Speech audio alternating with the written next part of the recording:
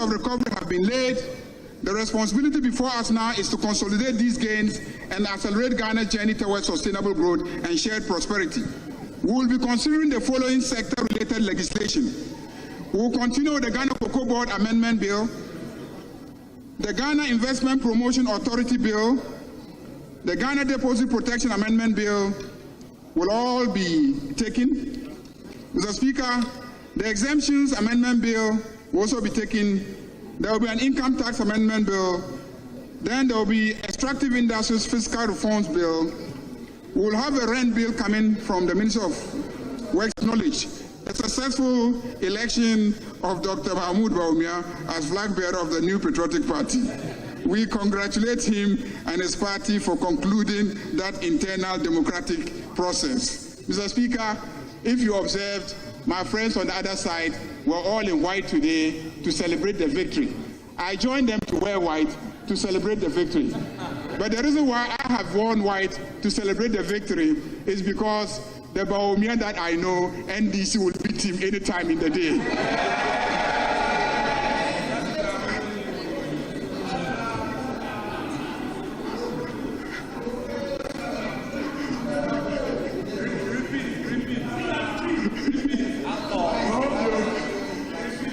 I am wearing white to join the MPP in the chamber to celebrate because the Bawumia that I know, NDC can beat him any day.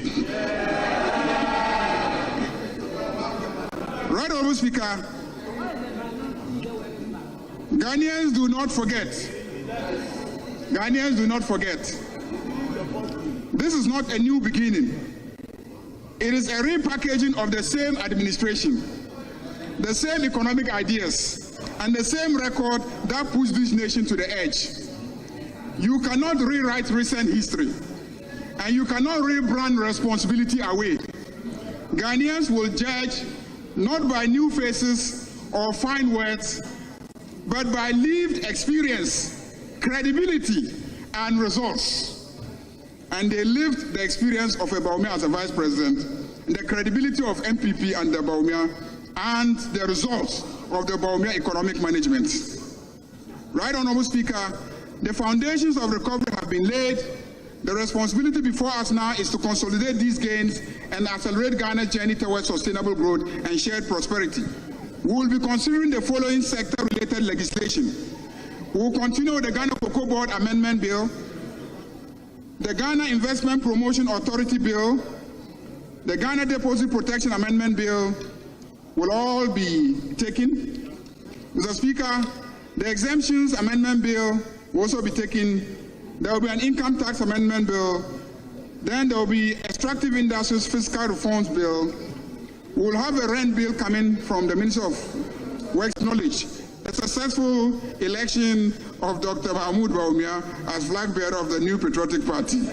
We congratulate him and his party for concluding that internal democratic process. Mr. Speaker, if you observed, my friends on the other side were all in white today to celebrate the victory. I joined them to wear white to celebrate the victory. But the reason why I have worn white to celebrate the victory is because the Bawumia that I know, NDC will beat him any time in the day.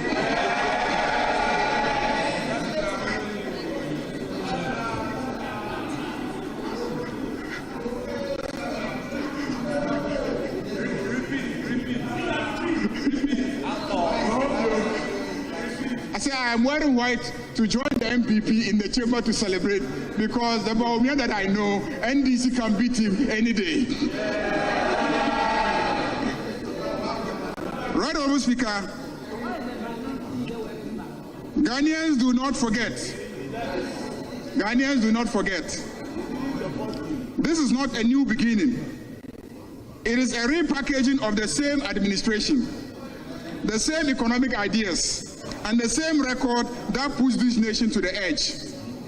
You cannot rewrite recent history, and you cannot rebrand responsibility away.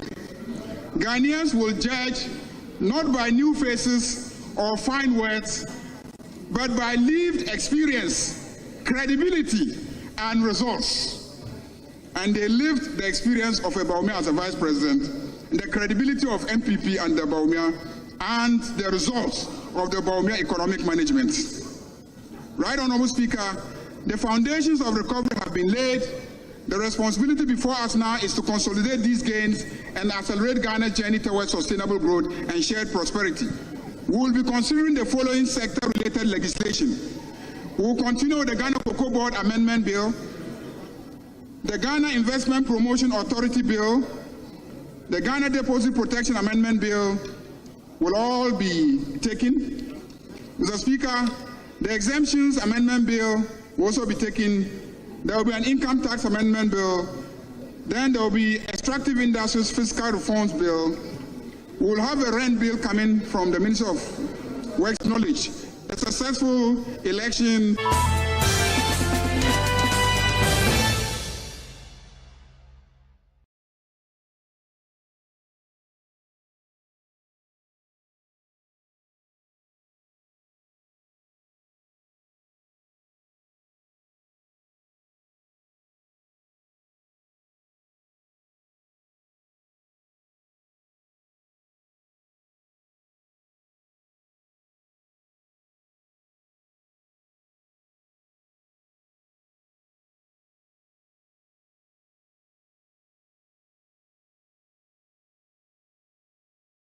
Thank you very much.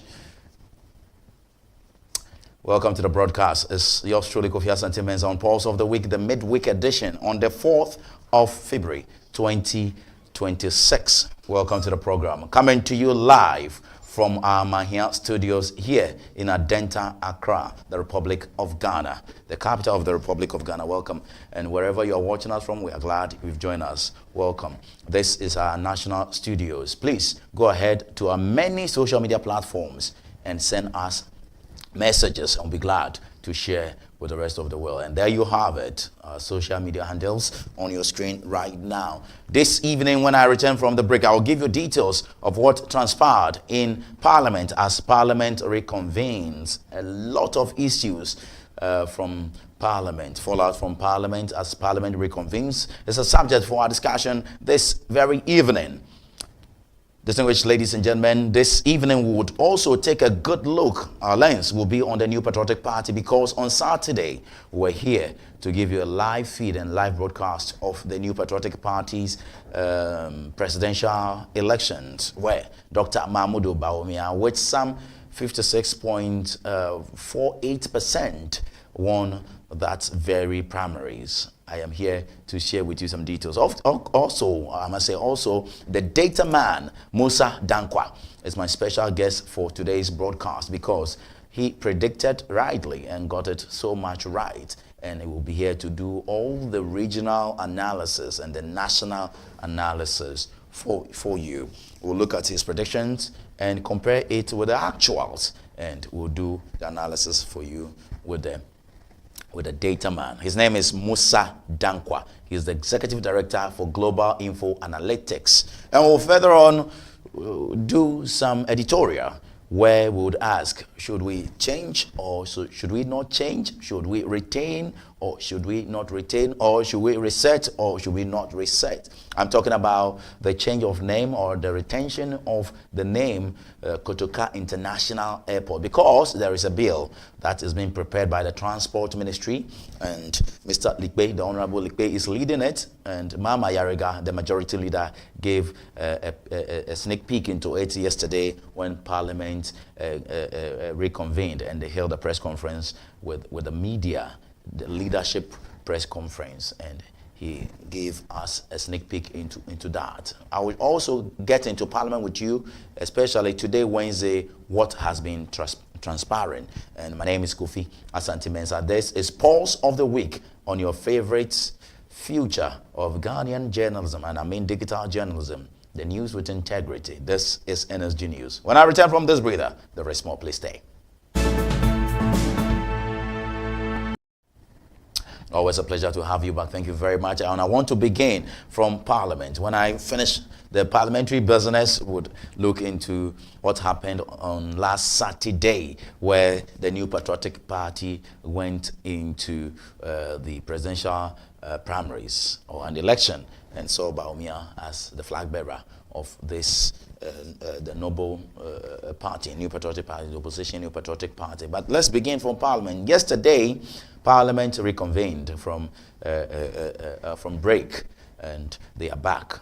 And this is how they have been debating on the floor of Parliament. The issues that has to do with Gold Board, the issues that has to do with the sacking of government employees, and the issues that has to do with Bawumia being elected as flag bearer of the New Patriotic Party, among others, including the legal education bill and a couple of other bills. The majority leader would outline them. But let me start with Afenyo Markin. This is a brief report. Let me start with Afenyo Markin leading that very discussion in the August hours. Information we have in excess of 15,000 Ghanaian youths affected by this directive, and they are still at home. The understanding was that we would have to engage you so that you give us time to hear, since you are the only person who can sit or preside on this particular motion. So that, Mr. Speaker, you give your ruling for a committee to be set up to investigate this matter. As chairman of the business committee, you call this matter to be relisted and scheduled for consideration of the House. This thing has gone on since the inception of the Fourth Republic. Anytime there is a change of government, we have people's appointment being terminated, in many cases unlawfully. We're ready, except that when one of the parties has gone to court and the matter is in court, and then you say the Parliament should inquire into the same matter. And I said it will prejudice the outcome. And our rules are clear on that. And at the time that the application was made, his case was pending before the Supreme. All right, so those are bits of what happened in Parliament as Parliament reconvened. I'm getting back to the August House one more time because the majority leader responded to the minority leader who claimed Dr. Mahmoud Bawumia has been elected as flag bearer, and the NDC, the governor NDC, should get ready. This is his response. Of Dr. Mahmoud Bawumia as flag bearer of the New Patriotic Party. We congratulate him and his party for concluding that internal democratic process. Mr. Speaker, if you observed, my friends on the other side were all in white today to celebrate the victory. I joined them to wear white to celebrate the victory. But the reason why I have worn white to celebrate the victory is because the Bawumia that I know, NDC will beat him any time in the day.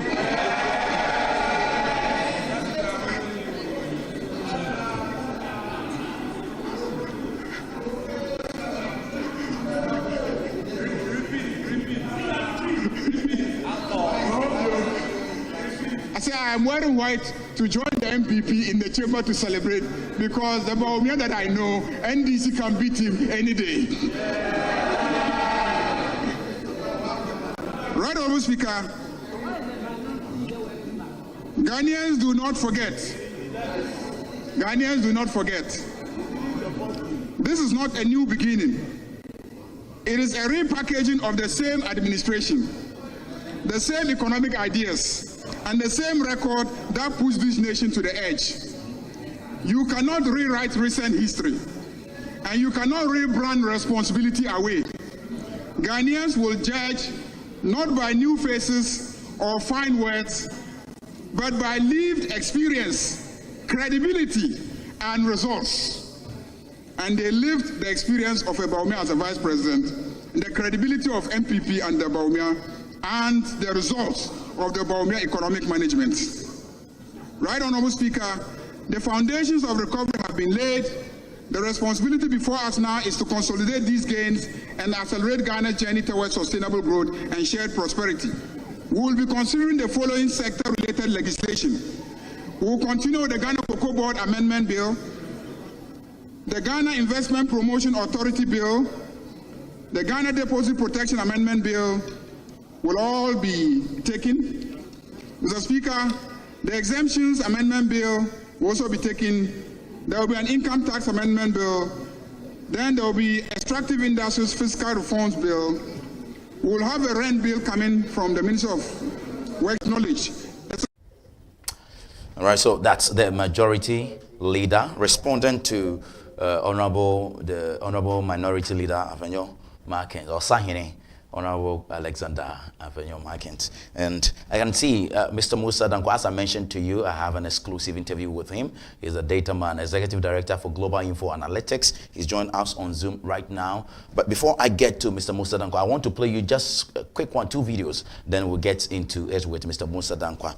And then we'll do analysis, pair the results that came. We'll do a quick postmortem on it and look at other issues. A very quick one. This is the majority leader, Mama Ayariga, yesterday indicating to the whole world that when you come to Ghana very soon, you will not find the name Kotoka International Airport over there. We'll change it. We'll change it to Accra International Airport. Watch it.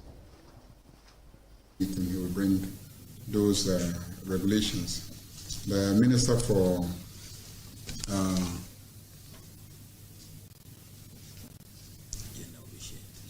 so the Minister for Transport will bring Maritime and Related Offences Bill, road traffic regulations to deal with the Okada legalization and the discipline that is needed on the road by Okada riders and tricycle riders. Then the Ghana Shippers Council regulations.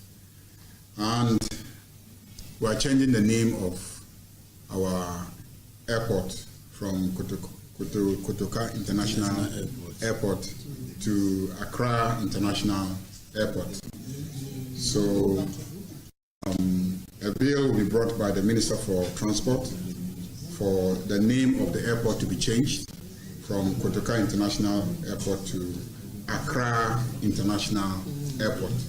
So the Accra International Airport bill will also come, and then they will ask us to approve some international bilateral meeting. He will bring those regulations. The Minister for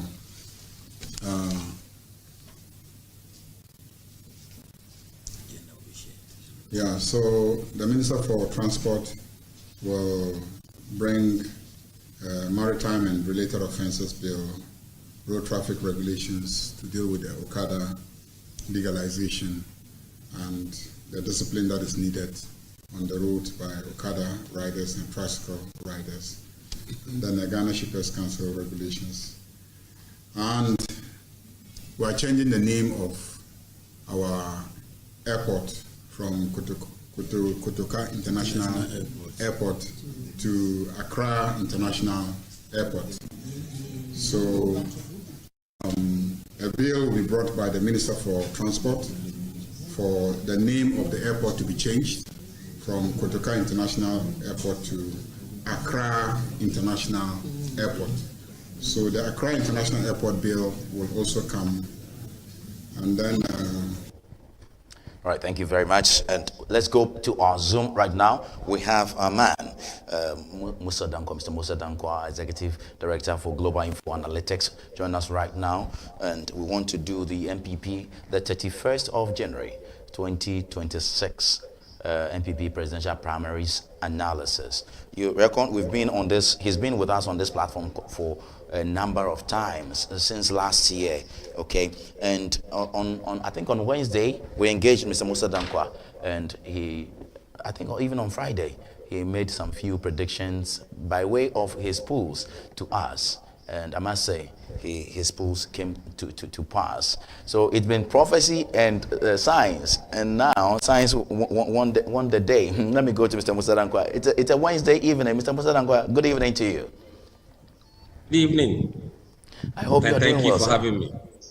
Absolutely. Always a pleasure having you. Thank you so much. Thank you so much. And we want to begin this evening by asking you how you did that magic for us to get all the predictions right. I think in exception of two, where I have put in here, Bawumia predicted to have 57. He got 56.5 or 48 or something like that. Kennedy 28. Kennedy won. I've heard you say on some media platforms that it's because of his outburst or his latter outburst and statements he made. Brian projected to have some 13, and actually he got 18.5%, and Dr. Duchum projected to have 2%, but basically he had 1%. 0% for Kwabena Ejapon, and he got some 0.2%. For me, I think it's between the Kennedy one and the Brian one. I would say, but for three of these candidates, Dr. Mahmoud Bawumia, Duchum, and Kwabena Ejapon, I would say you were really within your margins. Of course, the margin of error and all of that. Please take us through. On Saturday, you observed the process, and having gone through all of this counting and all of that, and knowing what you were standing by, and it coming through, how was the feeling like? Right, thank you very much. It's a normal feeling. I mean, this is not the first time we've done this. I remember we did the 2024 elections. And that was the same feeling. Look, I don't celebrate extremely or jubilate that my figures have panned out. But you always feel that you've been vindicated by science, and that if you have done your work thoroughly, scientifically, the right methodology and approach, you should be getting closer to what would happen on election day. So for us, it's a proof that science works, and that if you follow a strict methodology and you're consistent with your approach in the field, it will pay off. After the polls, has anyone gotten back to you relating to this science work you did? Yeah, of course, several people from the MPPs talked, in fact, reaching out to us. Some important personalities in the party, some eating humble pie, and some who already knew were doing a very good job. Gave us pat in the back that we should continue to do the right thing. And I have given them my word that we are very independent, and I will continue to do our work independently of any political party. I have to apologize to you. It was from my studio here. I didn't hear your initial comment, so I would plead with you. I said I have had several calls from key members within the party and some individuals from MPP who have called to congratulate us. Some have called to apologize to us, and then have told us to keep doing the right thing. So for us, it's a confirmation that we were doing the right thing. Some knew that we were doing the right thing, but of course they couldn't speak in public. And even now, they couldn't speak in public, they are calling us privately. So we know that our work has been appreciated, even though they didn't win, especially those from Ken's side. The NPP is now appreciating your work so much, because I reckon when they were calling you and tagging you on NDC poster, etc., now they call you to appreciate your work? No, you see, you have to prove yourself in this country. And I don't blame them for behaving the way they have been over the years, because in the past, maybe the people they have dealt with were probably corrupt, if I should put it bluntly like that. So they felt that if the guys were dealing with last time were like that, how can this guy be different from them? So I was kind of paying the price of those who have come before us. That's also obvious. Now let's get into the numbers. And the other two I mentioned to you that probably I wouldn't say you got it wrong, but it's for Kennedy, you indicated it's because of his outburst, because you projected 28 and he got 23. Why is that? Look, I mean, when we did the last poll, which was 23rd January, that was about 8 clear days before the election itself. And when we released the poll, we said that we have seen ample evidence that Kennedy is collapsing in the polls because of the outburst and the insult he rained on the vice president. And then as at the time we were finalizing the poll, even though Brian was 6%, we took him to 13% on the basis of how he was performing in the last 4 days. But clearly, we were not there the last 8 days to see what was happening. We would have figured out what was happening, but we weren't there, we were in polling. So what really happened was that Kennedy collapsed, and his numbers went to Brian. And indeed, we mentioned that while we can put our neck down on Bawumia's numbers, we couldn't do so for Kennedy and Brian because their numbers were fluid and they were changing day by day. And I don't know where the bottom would be by the election time. So we gave that warning in advance before we got to where we got to. That's so obvious. It's so clear. And what do you think worked for Brian Acheampong? I really want to find out from you. You projected 13. He got 18.5. He was actually heading for a 19% mark and all of that. Some say because he was resourceful. You indicated he was pulling vote from a little from Bawumia, a little from Kennedy Acheampong. What worked for Brian Acheampong? Look, let's take what he got from Bawumia. There were people who didn't like Bawumia because he didn't think he could win the election for them. And for that matter, they couldn't vote for him again. So if you look at the results that came, about 4% of Bawumia voters went to Brian. Now, let's come to Kennedy. Kennedy is seen as very resourceful. He has money. Brian too has money. Kennedy is seen as a grassroots person. Brian too is seen as a grassroots person. Kennedy is seen as a bit of fighter. Brian too is seen as a bit of fighter, but more refined fighter. And Kennedy is much older. Brian is much younger. So those who were looking for future of MPP and couldn't think that Kennedy would fit the bill, they were actually voting for Brian Acheampong. In fact, I've spoken to one delegate just about an hour ago who told me that he had campaigned for Bawumia, but he told his colleagues that he was going to vote for Brian because he wants Brian to get a vote that would be so appreciated that in the next MPP primaries, he thinks Brian would be a very significant person to watch. So they had their own reasons of voting for Brian. And also on election day, really, a lot of the Brian resources was probably done on election day. So those who had waited for people and they haven't seen them, when Brian came and he gave them what they needed, they give the vote to him. Because he's still young, he's also young, so it's not like you are just wasting your vote. You are voting for somebody that you think could be the future for MPP. So they had their own reasons, but I think Kennedy did much of the damage to himself than anybody else did. Well, would you not blame the handlers of Kennedy Acheampong? Because you projected correctly that Dr. Mahmoud Bawumia would win 14 regions. Of course, he did.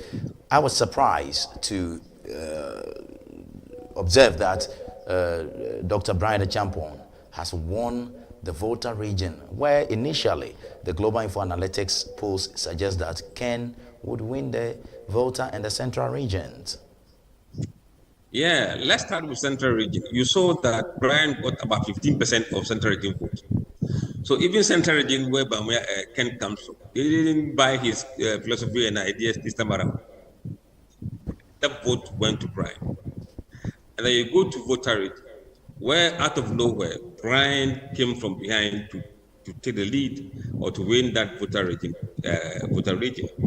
And indeed, I'm told that he has some connection with Volta region. He speaks the language very fluently. So when people were abandoning Ken, they found home in Brian, and they went there massively. And again, among those who were not disclosing at the point in time in Volta region, I believe were now, with hindsight, they were Brian supporters. So Brian win, though surprising. There were a bit of evidence in the data that should have given us the clue, but we didn't see early. And also, you know, certainly Ken's all transit really didn't help it.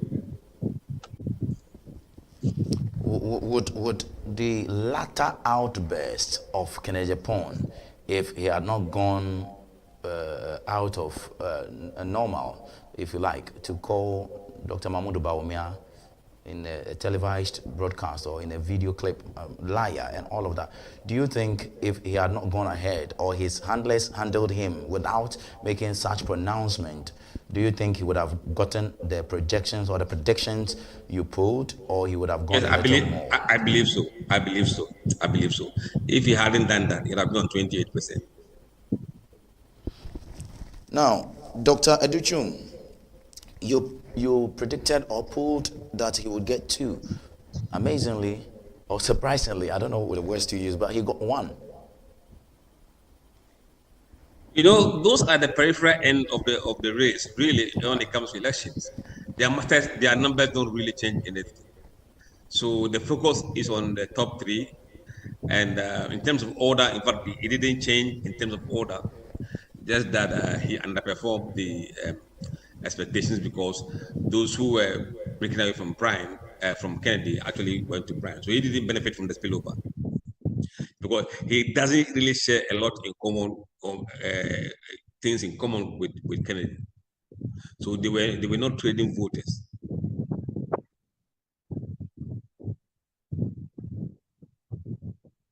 Right. Now, I won't spend any time on Kwabena J. Japan because, like you mentioned, probably they shouldn't have even gone into the race at all. And of course, he made mention in an interview that he doesn't have any money to spend because he knows people are spending. People are spending power. Me just I won't spend him. Of course, maybe he knew he wasn't going to be victorious. That's fine. You know, Kennedy Japan is very principled person. He doesn't believe in using money in buying vote. I think that has defined him. And for that matter, he didn't see the need to do so, more so when the polls were saying that he wasn't going to win. So he had to be ethical in that sense. And he showed us that you can run an election without money, but it won't end well. That's very true. Now, let me take you to, after all of this is said and done, we know Bawumia got elected. What do you make of the speeches they made? Please, you paid attention to each of them, the 5 of them. Each statement they made one after the other. Ken was the first person. After the results came out, people were quick to concede. Ken also conceded. He indicated, don't say no Ken, no vote, etc. All those things conceptualize at place. And take me to the speeches they made individually at the MPP headquarters and tell me if you are sure that reconciliation or coming together to unite for the bigger battle in 2028, all these 5 people with their supporters will be ready to do this. It's something I cannot prophesize. Events would unfold down the line, but the speeches were encouraging. Kennedy one was okay, but he added but you have to give our respect, that kind of thing. I hope the respect that they want, they are giving that respect in Bawumia's camp. I believe with the results that we have seen, people have been cut to size, and that the audacity and the aura they have around them last time, they won't be there anymore this time around. So they will be compelled to really reconcile and forge for the party going forward. The Memao showdown, bravado. Yeah, I mean, this time there was no showdown. Somebody said there was show up. There was what? Show up. Show up. Yes. So I think that the result is very resounding. The margin was much wider in terms of the gap between Bawumia and Kennedy than the last time. The last time the margin was 23%. This time it is 33%. So you can see that Kennedy is quiet. And I hope that they all realize where they are in the race and then give their support to the party for the party to move forward. Well, one thing I forgot to ask you when we're doing the number analysis, please permit me, is comparing what Bawumia garnered in 2023 to what he got 2026. And people have started putting some indications to it. And I've seen the post of, what's his name? this NDC gentleman, I've forgotten his name, he's saying if you got 61 point whatever percent in 2023 and you got this result in the 2024 election, of course, put the numbers to it, and then you have gotten 57, then 2028, of course, we are going to defeat you. What do you make of the previous results of the 2023 results as compared to the 2026 results? You know, when you compare 2023, Bawumia got 61%. It's now down 4%, roughly. Now, no two elections are the same. Never think that, oh, last time I got this, so this time I will get this. No, everything starts from zero. And if you see what has happened, on the face of it, Bawumia lost 4%. But if you dig deeper, his margin of winning has gone up from 23%, as I mentioned earlier, to 33%. So in terms of margin, it is quite wide, and it is the margin that we care about so much in statistics rather than the absolute numbers in terms of what he was last time. And remember, in the last election, there was no candidate that was stronger beyond Kennedy. Adai Nimo and Afriya Kutu were not putting up any numbers. But you have a candidate that is doing a lot in the numbers, has a lot of resources. So definitely he underpinned or he unpenned the race. And I heard one Bawumia campaign aide saying that this time it was really costly for them, but also very tired, because you have to deal with Kennedy at the point. Once he's done his campaign somewhere, you have to go and try and shoot this out. And as you are finished doing that and you're going, Brian goes there and you have to go back again. So the dynamics were quite different. So we shouldn't be comparing it like that. I mean, 2023 to 2026, there were two different elections. But I think overall, I would say Bawumia did well. That's excellent. Now, let's get back. So you are confident that per the speeches made at the NPP national head office or their head office, you are assured of unity and, if you like, reconciliation for the 2028 election? Look, on the face of it, yes. Indeed, the data shows that among the delegates, 88% of them believe that there will be unity at the end of elections. Only 6% were saying that they're not hopeful that there will be unity. 6%. So it's not that bad. The disunity is going to be at the very top between the campaign team, the senior aide and senior advisors. I mean, if this unity is up open there in public, then it could have a bit of ripple effect within the party.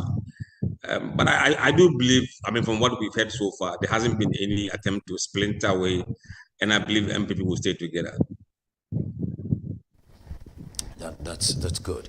And we are learning also that the flag bearer, Dr. Mahmoud Bawumia, has paid some good visits to former President Nana Addo Dankwa Akufo-Addo and John Agyekum Kufuor.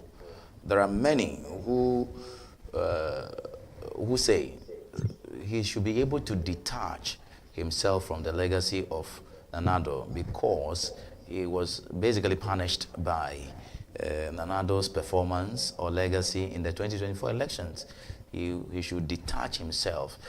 Right after your election, of course, Nana Addo was there, and you go back to Nana Addo, you go back to Kufuor and all these people. Why won't he pay attention to the four people who contested him and try to rally them together, have them with him, as he even pays some few courtesy calls on people like that? So people are not happy with it. What do you make of this? Look, this is more of a symbolic gesture of going to the elders to say, I won my race. I just want to come and inform you that I have won the race. Even though they are aware that he has won. But in our culture, you know, it is something that we do. So I don't see anything wrong with that. But I don't expect him to make Nana Addo any part of this campaign going forward. That is where the issue would be really hurting him. Already, it's difficult for you to detach yourself from the records because he was part of the record, and for him to be going back to him, this is just for a gesture. But beyond this, I don't think Nando will be involved in anything Bawumia campaign going forward. Okay. So, if it is a one-time event, like you mentioned in our culture, you go and pay homage and introduce yourself. That's fine. But if you should continue, you think it will worry him? He should not be seen doing anything with regard to his election with Nando. Why? The records, look, if you look at the last election, in fact, even before the last election, I was thinking that they would make Nando take a back seat. But they obviously, maybe, I don't know what discussions they had, but it would have been better if Nando had taken a back seat from the campaign. Maybe only come in when his region or his stronghold is visited. But politics is not as simple as that. Some of us can make this comment freely, but when you are inside there, you can't.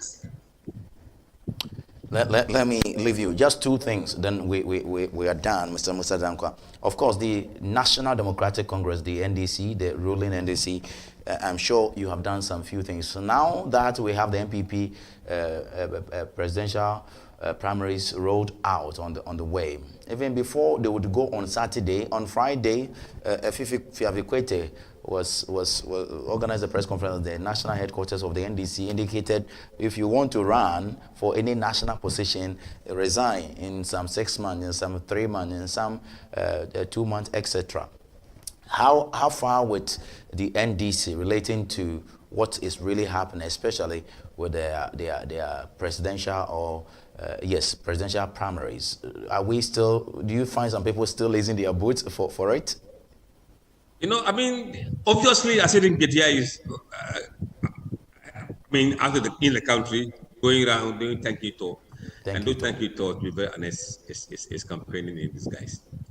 He's the only one who can do that. The chairman of the party. He's gone there as a party chairman, thanking people for 2024 election results. That's how he's justified it. But from what we have seen on social media, and the kind of media engagement and the handles of Asiedu Nketia, it's very clear that the guy is listing himself to run the election, to contest the election. Or for the other candidates that are in the race, top 4 per last poll, Jane Opoku, no sign that she's going to run in the upcoming election. Haruna Iddrisu, no sign, even though you are seeing people promoting him here and there. But him on his own doing anything significant, there's no sign of that. Ativosin, the same thing, focus on his job, no sign he's doing anything. Only Asiedu Nketia is very obvious to everybody that something is going on. But let's wait and see. The polling numbers will be very fascinating next month or April. Because once Bawumia has been... There was some sign with Julius Debra. How about Julius Debra? No, he's gone quiet of late. I don't know whether the figures that he's seen over the past few months has humbled him. Sometimes it's good to have this early data so you can assess the viability of your candidature and whether it's worth investing money in it. So what we have done is to help them out to really see what the public think. And if you think that, look, this level of support is not good enough, then you must as well keep your money in your pocket and don't spend it. Some will tell you that, oh, you are strong on the ground. You are on the ground. Who grounds? You go there and spend money, and then you realize that you have no base. So for those who will see the numbers clearly and act accordingly, good luck, all the best. But that's what this polling is supposed to do. But those who will be pursuing their interests, that time will come and will also be there. But what I expect to happen is that once MPP has settled on their choice, the focus will now be on the NDC, whether they like it or not. Among the public will now have a serious engagement, conversation as to who among those they believe might go deserve to lead Ghana, NDC and Ghana. So it will be interesting. I expect the numbers to start moving rapidly or significantly now that Bawumia is known. So one unknown variable has been resolved. We know that. The other now is still variables. But they would know when they are making decisions as to who to vote for whether it is Baumia versus Atufosin, or Baumia versus Haruna, or Baumia versus Asedu Ketia. Those will be out in the April, and we'll begin to have a feel of where the country wants to go from April 2026 onwards. Let me put you a little bit on the spot, because I've read some of your posts that says the NDC will bring an account person. I don't know if you reckon that. Yes. So, no, I don't say things without data. Right. I never utter words from my mouth without data. So who is and this if you look at the person? Sorry? Who is this account person? No, in the race we have 3 accounts. Okay. We have Atufosin as an account candidate. We have Asedin Ketia coming from as an account candidate, and Jinana as an account candidate. Jinana is 3rd or 4th in the race. This stands 4th.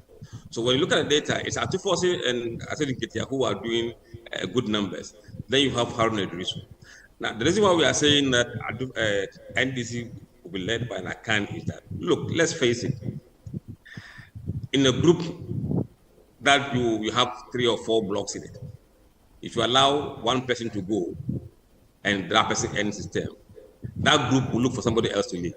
It is natural. It is what we do, because the cake must go around everywhere. Now, Haruna Idrisu is from the northern part of the country. Mahama is from the northern part of the country. They are seen as northerners together. And it will be, I don't know how NDC is going to go and say, okay, let's allow another northern candidate to lead us again after Mahama from 2012 to now. So reasonably, let's be objective. The other group said, no, let's let the baton go round. Now, if you look at the polling data, nearly 70% of the account voters are voting for the account candidate. Around 70% of the Ga Adangi voters are voting for the account candidate. About 68% of the Ever voters are voting for the account candidates. And 43% of the Molly Dagbani groups are voting for the account candidate. So it is mathematically obvious that they want to rally behind an account candidate. As whether that account will be at Atufosin or Asedin Ketia, only time will tell. It looks like a prophecy. You know, this gentleman was on, I've forgotten his name. Why do I keep forgetting today? He's a prophet. He said, Musa Dankwa stole my data and he used it. I don't know if you have, your attention has been drawn to that. I haven't heard that. He's the man who predicted a win for Dr. Mahmoud Bawumia. I think Obi interviewed him quite recently, but it was within the last week when they were preparing, and he indicated on that station that. Is it YOC? Please say that. Or Walasi. Yes. Oh. He said Musa Dankwa took my. Well, tell him if I take his numbers, I will give him credit. That's right. I'll tell him. But it's so obvious. Okay, 70% of Gan people are voting for the Akan. 68% of other people are voting for the Akan. Molly Dagbani, 48%. 43. Voting for the Akan. 43%. 43, not 8. Okay, 43. Okay, but okay. So obviously, an Akan would be coming, and we'll be looking. It is the data. It is the data. Right. So, okay, I will shelve some of these questions, because if I want to get into this NDC thing, my concern so much was why some of them are so quiet, or they are working submarine. They are doing submarine politics. They are doing underground, like Atufosin. Haruna, for example, he came out to even project Gina Opoku-Agyeman, the vice president, professor, as a good candidate for 2028 and all of that. So I don't know. It's only a Asiadun Kesia you can visibly. Even Julius Debra has gone aback, and I've been wondering. Look, you been wondering too? I believe that the one who will lead NDC into the future, that person will lead because he can prove his performance. Because anybody who wants to lead NDC must prove that he has performed in his role.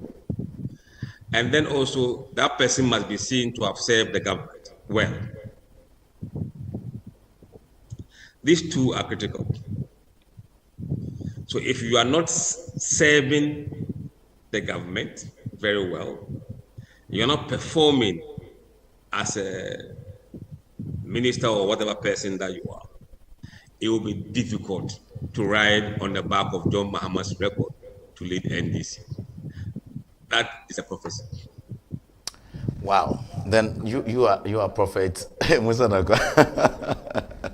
Then of course Sesi Ketia is out because he's not in any governmental position, just some board to be. Yeah, so he has the time, he can go around and do. None of these guys can leave their position to go around and say thank you. Oh, okay. You are very right. My last one on the NDC or this politics would be, is it a done deal for Dr. Mahmoud Bawumia in 2028? More because this is the second time his face is coming on the ballot as somebody contesting.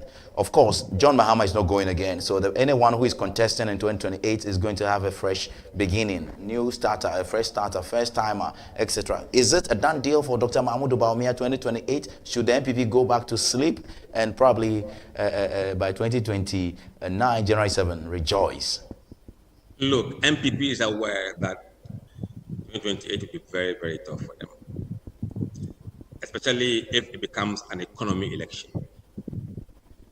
And an economy election simply means that if the economy is different from what they left it at, again, just like 2028, and Ghanaians vote with the economy and nothing else. So they will compare the two economies and make decisions. Absolutely. If the economy, people feel good about the economy, it will be very, very tough for MP. Very, very tough. Now, as to how they can fight that battle when it comes, I don't know. I'm not a strategist for any of the political parties, so I don't want to wade myself into that kind of controversy. Right.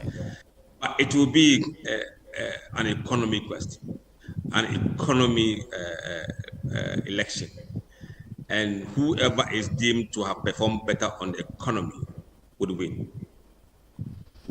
That's very good. Let me take you finally, so you can have a good evening on a Wednesday evening like this one. You are a pollster. But first you're a Ghanaian. You know, Parliament reconvened yesterday. There's this debate about rename or don't rename.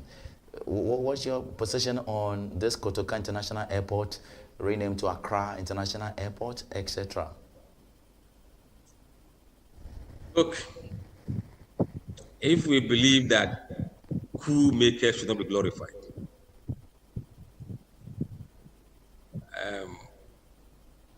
then every coup is a coup. It's the very reason why, at a point in time, the government cancelled 31st December celebrations as holiday, right? They didn't want to glorify any coup maker.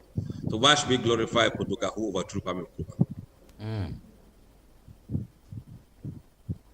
That's very deep. It's a coup. Whether it's Rawlings coup or Kotoka coup, they overthrew democratically elected government. And we should not be glorifying any of them. On that note, I want to say a very big thank you to you. Thank you so much for being there for us. Always when we call upon you, you have the patience and the time for us. Mr. Musa Dankwa, thank you. My pleasure. All right, so viewers, that's Mr. Musa Dankwa, Executive Director for Global Info Analytics, joining us on today's edition of Pulse of the Week, the midweek edition. Going for a quick breather. When I return, I have an editorial to share with you. Please stay with me. My name is Kofi Asante Mensah. I'll be back shortly. Hi there. What number is this? 3, right? All right. It's time for NSG News. Welcome. My name is Kofi Asante Mensah. And here at NSG News, you'll get serious documentary to watch, news, reviews, views, and what have you. Because we have Pulse of the Week and also exclusive on the hot seat. On NSG News, we say news with integrity.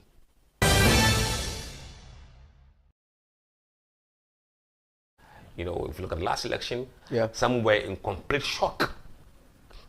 Of the results. Yes. While we were telling them 6 months before that So you are a traitor or what? I don't know. the last person who will be a traitor in this country will be me. I'm very patriotic. It is alleged that NDC is sponsoring you to do their dirty work. Let me put it that way. That's my word, dirty work, to discredit the advances of the MPP. You've been drawn into partisan politics. How do you come out of this one? One, I have not been contracted, required to do anything for NDC against any entity in this country. Absolutely not. I don't belong to the NDC. I don't belong to the MPP. I don't have political party affiliation with any other party. No. Now look, where we are in Hacho now. I remember when I was going to write the O-levels, I didn't have money to pay for the fees. So I had to carry labor, do by day labor. Here. We're one of those who started building houses in this area as a laborer. You have to even go and carry the cement from afar because there were no buildings to store them in. This would be the shock. We were branded as mad people. Well, the numbers we were banding around was in excess of a 2.something million gap. We have to realize that the country, Ghana, has changed profoundly, even from 2016 levels. I think it wasn't Ghana government funded. No, it wasn't Ghana government funded. No, on your own you struggle, and then you go to Denmark.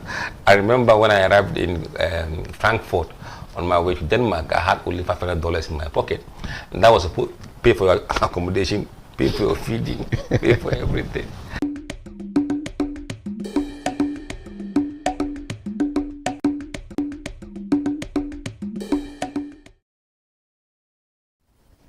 Always a pleasure to have you back. Thank you very much. This is NSG's Pulse of the Week with your man, Kofi Asante Mensah.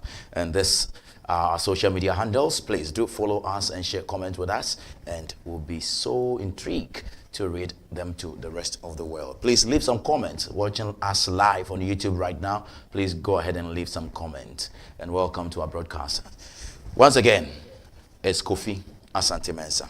And this is my editorial on why Kotoka must give way to Accra. And this is on the debate on the renaming or reinstating or changing of name Kotoka International Airport to the Accra International Airport. You know, basically, the name came to being when Lieutenant Colonel Kwesi Emmanuel Kwesi Kotoka was murdered in cold blood closer to the airport. And that's why people found wisdom in it to put his name to that national monument. And if you reckon,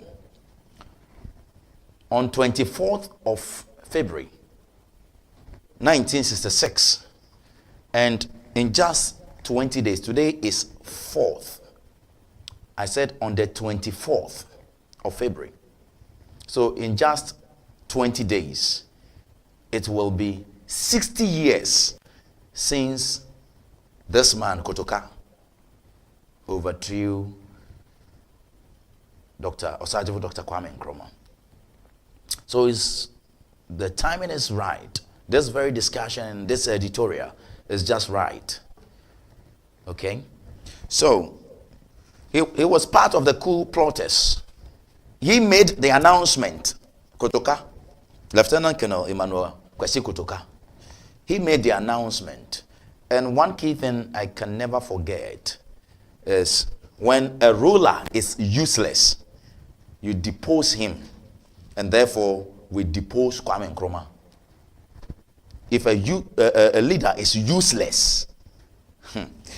So he, Lieutenant Colonel Emmanuel Kwesi Kotoka, Major Akwesi Amankwa Efrifa, and Police IGP JWK Hale, Lieutenant General retired J.A. Ankara, and they were backed by the CIA, and they came into power after the overthrow of Osajifo Dr. Kwame Nkrumah to institute the NLC, the National Liberation Council, NLC. And there you have them. These two people, basically, there were three. This is when they were being, by a tribunal, they were being sentenced to death. And that's the picture on your screen. That tribunal. That abortive coup called Operation Guitar Boy. Okay?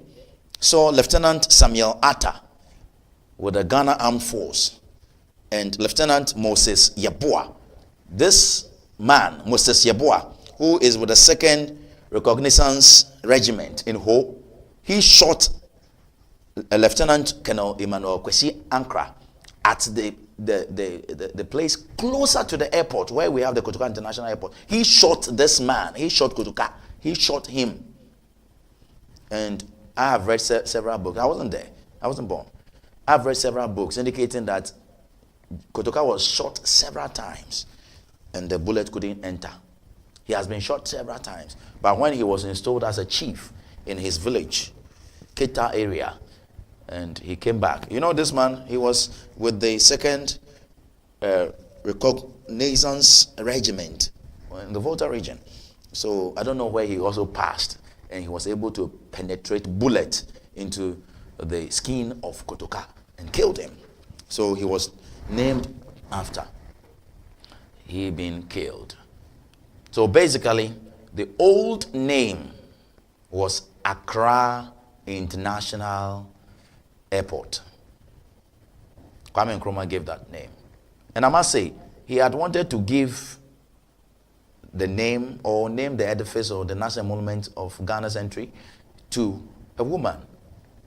Her name is Yaha Santowa. Okay? But Asante Sem, so many things disrupted that suggested name by Dr. Kwame Nkrumah, search for Dr. Kwame Nkrumah. So it was left and he picked Accra International Airport. Family.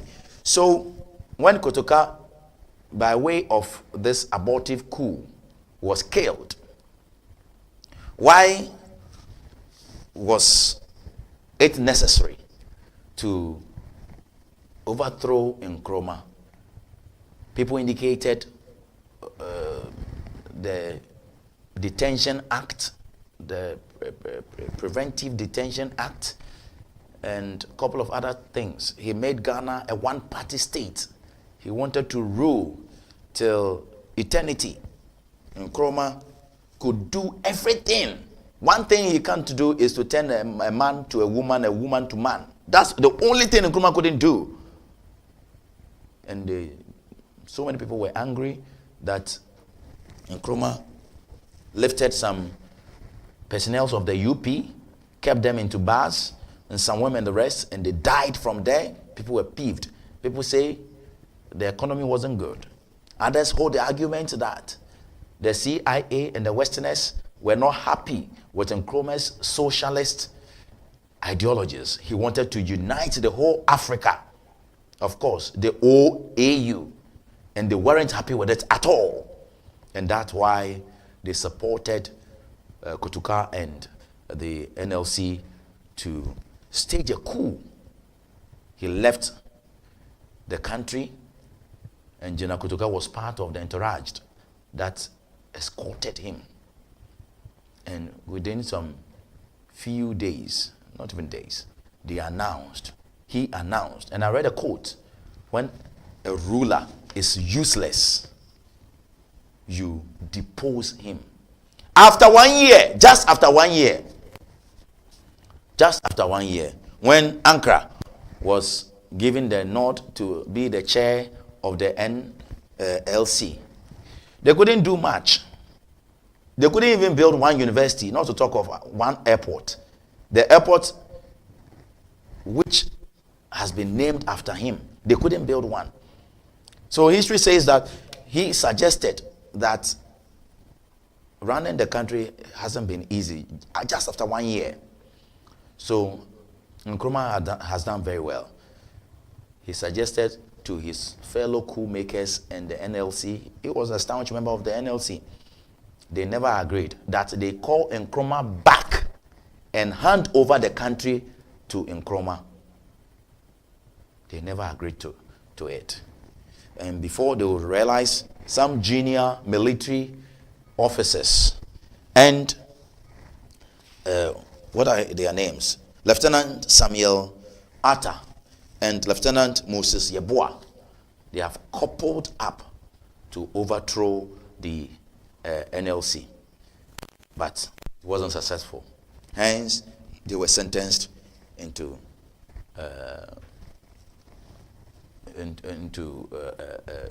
death. They went to kill them. The two of them, they went to kill them. Now, in all of this, Kotoka has been shot dead close to airport. Reason we have kept his name over there. Listen, we are saying we want more investors in this country. We are saying that Ghana is the gateway to Africa. Put that aside. And the airport is the gateway to Ghana. Now, you have a coup leader, a coup plotter, who liaised with Westerners. First ever in the history of Ghana for military coup, violent military coup to happen in Ghana was led by the person we have christened our gateway to Africa, our gateway to Ghana. He is the person we have christened our gateway. That a monument, the airport. He's the person we have christened. I am saying it's long overdue. We're expecting diplomats, investors, tourists. And we have projected Nkrumah, the man of the millennium, 100 years, the man of the millennium. We have projected Nkrumah to the whole world. Now, if people come to the country because of Nkrumah and they meet the person who did a coup against Nkrumah to welcome them at the airport, what are you saying? What contradiction is this? So you want tourists, you want investors, you want diplomats to come. Yet still, you are glorifying coup makers.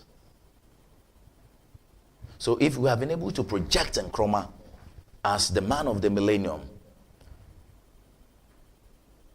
why do we put an enemy of Nkrumah at the doorstep, the gateway, the entrance? Why do we do that? Family, the name Accra International Airport, the name Accra International Airport resonates with everybody.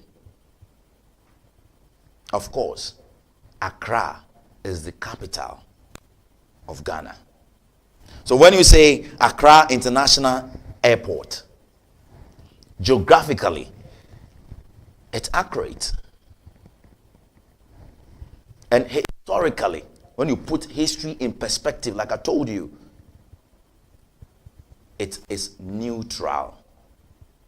More because Nkrumah put it there, they came to change it, and after 59 years, we have come to a realization. We want to change it to the name. For me, I would even suggest we put Nkrumah's name there. Kwame Nkrumah International Airport. Yes. We have never said Nkrumah is a superhuman or he did no wrong. That is not what we are saying. That is not. Let the UP and the NLC the MPP, and others know that. Let Afenyomakin also know that before he tribalized the issue. That was very shameful. We have Felix Beho, we have Ephraim Amo, we have so many others who have done nationalistic things. Yes, play it for me. That's Afenyomakin. Let me condemn him and the statement he made. That all these years we've had this Kotoka, General Kotoka's name on the airport, and suddenly it is being changed. What is it? After it's Kotoka International Airport, Accra. So Accra is still there. I'm not suggesting any other name. I'm saying that the name Kotoka International Airport, Accra is already there. Accra is already there. So you don't need to remove Kotoka's name from there. So if you come to Accra, or even in the country, how many prominent Voltarians have their names on national assets or national monuments? This is the only thing the people of Volta region can also at least see as something that recognizes heroism from the Volta region. And that one too, they are being denied. Well, Honorable Kwame Abuja is from Volta. Honorable Ukujeta Blakwa, he's from Volta and he's sitting in cabinet. Honorable Fifi Kwete is the General Secretary of NDC from Volta region. Pause him right there. Pause him right there. What are you talking about, sir? What are you saying? Heroism and honoring coup makers. That's quite a shameful, tribalistic comment. That's devilish, if you ask me. Yes. Very, very devilish. We don't need this at this time. And because of this comment, people have started. You know, the NDPC rep for Volta region has issued a public statement indicating that, you see, you tribalize the whole thing. Avenyo, this is not good. We should honor people who pursued coups. Ghana must stop honoring the culture of coup. We say we're against it. And we want to tell the next generation that power must only change hands through the ballot, not the barrel of the gun. Not the barrel of the gun. And we are here celebrating and honoring coup makers and trying to tribalize and trivialize it. Mr. Minority Leader, this is truly uncalled for. It is not to your stature. Trust me. This is bad. I call it devilish. Anyone who tribalizes issues like this, I'll be right to say that. And we are not even putting John Mahamed's name on it, or Esiedun Ketie's name on it. So how dare you talk about the only name we have from the Volta region, Kotoka, on a national monument is going to be removed by this? What are you talking about? Why did you change it at the first place? Why did you change it? Why did you change it? It was Accra International Airport. Why did you change it? We are saying we want something that unifies us, not something that reminds us of the coup of Nkrumah. Something that reminds us of somebody putting a gun to kill Kotoka closer to the airport. Of course, we are not saying we want to override or rewrite history. Nobody can do that. Okay, we can't do that. And renaming the is never, or is not a denial of Kotoka's existence or role in history at all. It's not.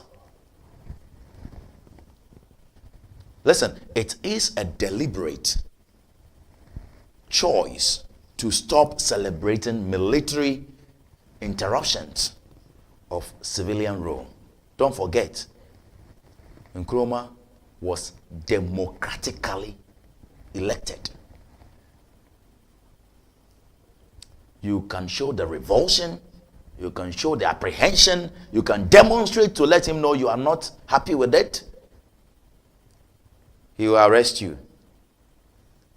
People who were putting bomb on school children to bomb Nkrumah, to kill Nkrumah, he is not a human being. He doesn't feel the pain. The Kulungungu and all of that, who ran away to go and stay in Togo. People wanted to kill and assassinate Nkrumah. So you never wanted him to make rules, laws that will prevent people who want to murder him and kill him. What are you talking about? And because of that, you are detained about it and you depose him.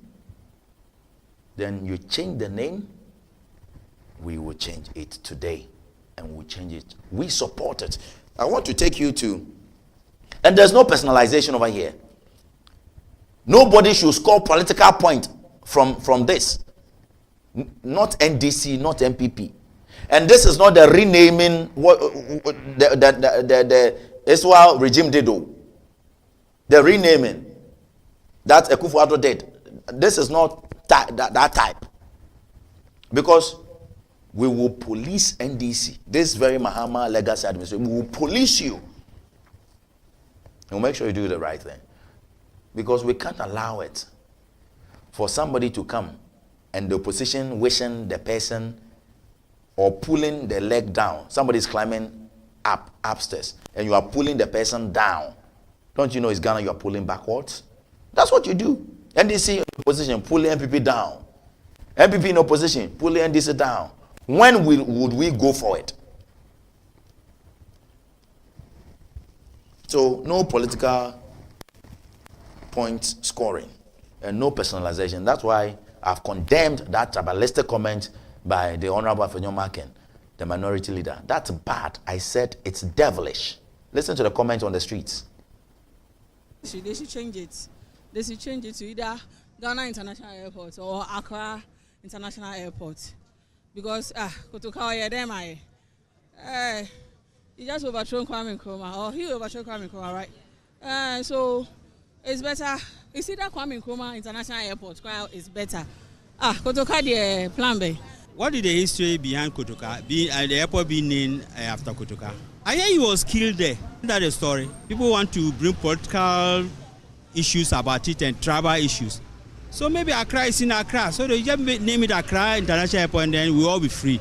Since Accra is the capital city of Ghana, I think the name should be Accra, not Kotoka. Everybody knows it's Kotoka International Airport. So I don't think if they change it, that will be possible.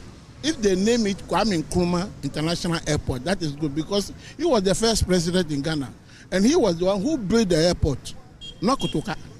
Because they killed him there, that is why they named him Kotoka Airport. So to me, I prefer Kwame Nkrumah Airport, International Airport. If it is appropriate for it to be changed, I think it should be changed and nothing is wrong with that. Yeah. I think it's cool if you change it to Ghana International Airport. When everyone is coming into Ghana, they know they are at Ghana International Airport. I think Kotoka is okay.